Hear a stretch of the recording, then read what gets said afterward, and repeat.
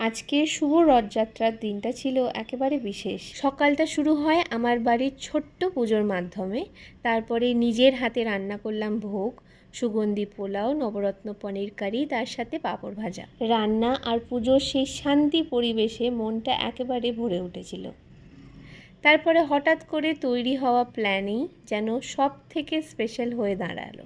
বন্ধুর সাথে বেরিয়ে পড়লাম একটু ঘোরাঘুরির জন্য। ভেবেছিলাম প্রথমে আমরা মেলায় যাব, কিন্তু একটু বেশি তাড়াতাড়ি বেরিয়ে পড়াতে আমরা প্রথমে চলে গেলাম গড়িয়াহাট ঘুরতে। গেলাম আমরা জুডিওতে নতুন কালেকশন চেক আউট করতে।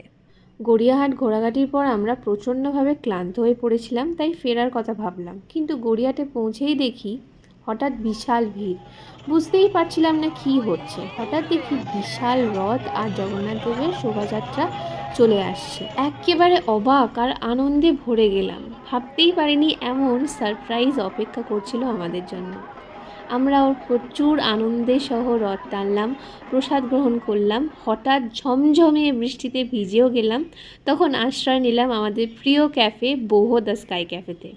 একটু আড্ডা, একটু রিফ্রেশমেন্ট, প্রচুর চুটিয়ে গল্প, অনেক ভালো সময় কাটিয়ে দিনটা শেষ করে আমরা ফিরে এলাম বাড়ির দিকে। আজকের এই দিনটা যেন শৈশবের সেই রথযাত্রা দিনগুলোর কথা মনে করিয়ে দিল।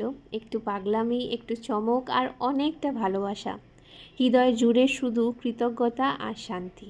সকলকে জানাই শুভ রথযাত্রা। সকলের দিন খুব শুভ হোক। সকলে খুব সুন্দরভাবে এই দিনটা তোমরা মজা করেছো। তোমরাও জানিও তোমরা কীরকমভাবে আজকের দিনটা পালন করলে। টিল দেন দেখা হচ্ছে অন্য একটা ব্লগে। ব্লগটা ভালো লেগে থাকলে অবশ্যই কমেন্ট অ্যান্ড শেয়ার করতে ভুলবেন না। টিল দেন দেখা হচ্ছে অন্য একটা এপিসোডে। Tata, bye bye.